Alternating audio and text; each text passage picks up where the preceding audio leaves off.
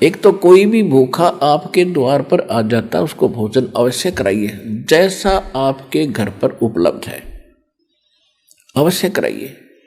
और फिर उससे भी लाभ होता है। फिर बताया है कि विशेष लाभ होता है साधु संत भक्त जो भक्ति कर रहे होते हैं उनसे ज्यादा लाभ होता है।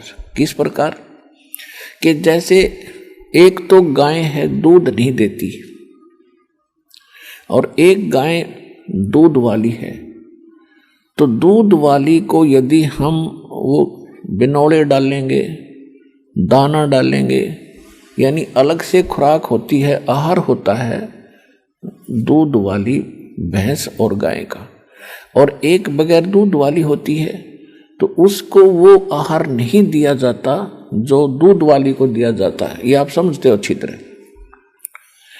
तो कहने का भाव ये है कि उसका जो आहार है वो भी देना है, क्योंकि वो भी आपकी आवश्यकता है जो दूध नहीं देती। लेकिन जो उसको आहार डालोगे, बिनौले डालोगे या कोई और खल डालोगे दूध वाली को, उससे लाभ ज्यादा होगा, वो लाभ नहीं देगी, वो आपका आने वाले समय में फलेगी।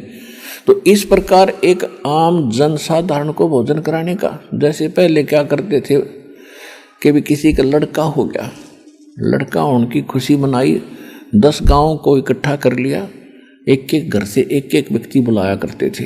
उसने कहा करते भाई 12 गांवों की यज्ञ कर दी जग। तो वो कोई जग नहीं थी, वो कोई यज्ञ नहीं थी, वो तो अपन रोटी सभी खा रहे हैं, स्पेशल बुलाए गए, उनसे कुछ नहीं होता।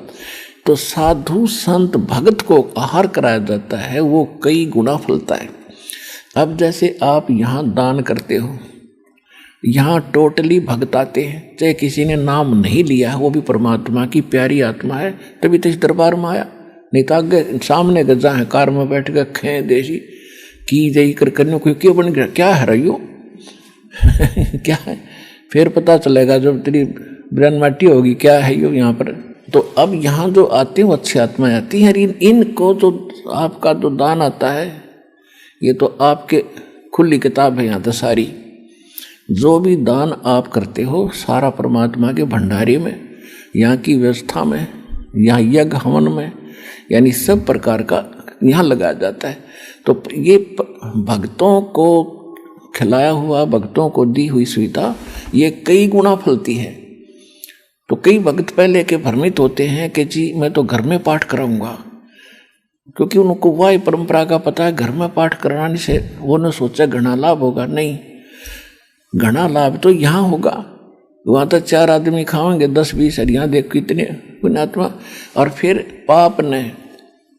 पाप आप कहीं कर दियो, चाहे जंगल में छुप के कराइयो, पाप आपके मस्तक में लिखा जाएगा, और धर्म ने कितना कर लो आपके मस्तिष्क में लिखा जाएगा, उसका फल मिलेगा। तो यहाँ किया हुआ फल यूं ज्यादा लाभदायक है, इसलिए आप फल रहे हो फटाफट। और एक शास्त्र अनुकूल साधना है, परमात्मा ने फार्मूले बता रखे हैं, इन फार्मूलों को अपना कर आप चलियो, देखना कैसे लाभ ना हो। और फिर जैसे आप शुरू में आते हो, आपके पास कोई पुण्य नहीं है, पुण्य खत्म हुए तभी तो आप दुखी हुए। तो पहले परमात्मा की शक्ति सतलोक से आती है, दास के चलता फिरता एक पावर हाउस है भगवान का, और वो फिर आपको आशीर्वाद से चार्ज किया जाता है। फिर आपको विधि बताई जाती है कि अब आप स्वयं अपने पैरों पर खड़े हो, ये साधना करो, कमाई करो, ये तुम्हारा संग्रहित होगा। और जो हम आशीर्वाद देते हैं वो तो आपके कष्ट को हल्का कर देता है और आपको विश्वास बनता है कि हाँ भगवान है। तो फिर ये क्रिया बताई जाती है कि अब डट कर भक्ति है। कबीर साहब ने फार्मूला बताया है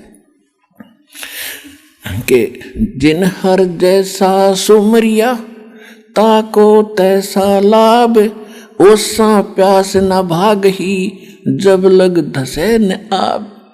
कि आप जैसे पहले हम मंगलवार का व्रत रखते थे, 5:15 का प्रसाद बांट दिया, बूंदी लेकर गुलदाना, और वो धर्म हो गया, खाक धर्म हुआ। ये कहते हैं ये तो तुम ओस चाट रहे थे, प्यासे होकर के ओस चाट रहे थे।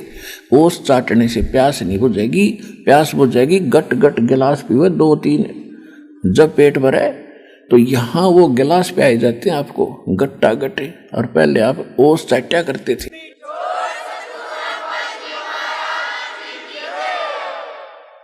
गुरु बिन माला फेरते, गुरु बिन देते दान, गुरु बिन दोनों निष्फल हैं, जय पूछो वेद पुराण। इस पृथ्वी पर कोई गुरु नहीं, इस सतलोक आश्रम बरवाला के अतिरिक्त कोई सत्साधना नहीं।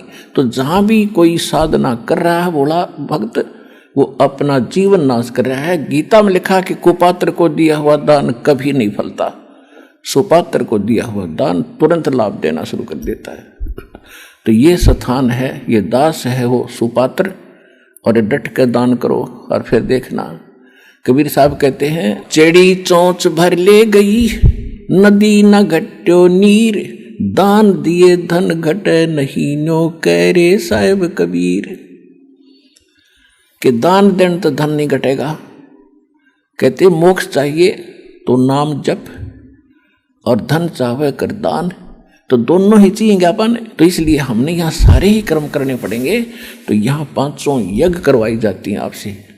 एक यज्ञ है धर्म की, दूसरी यज्ञ है ध्यान, और तीसरी यज्ञ हवन की, चौथी यज्ञ प्रणाम, और पांचवी ये तत्व ज्ञान रूपी यज्ञ है। तो ये 500 यज्ञ सतलोक आश्रम बरवाला, जिला हिसार हरियाणा के अतिरिक्त इस पृथ्वी पर नहीं है, 21 ब्रह्मांड में नहीं है। आज मान लियो, चाहे 10 साल पाछे मान लियो, या माननी पड़ेगी आप। और जितना जल्दी मानोगे उतनी आपकी किस्मत जल्दी खुल जाएगी।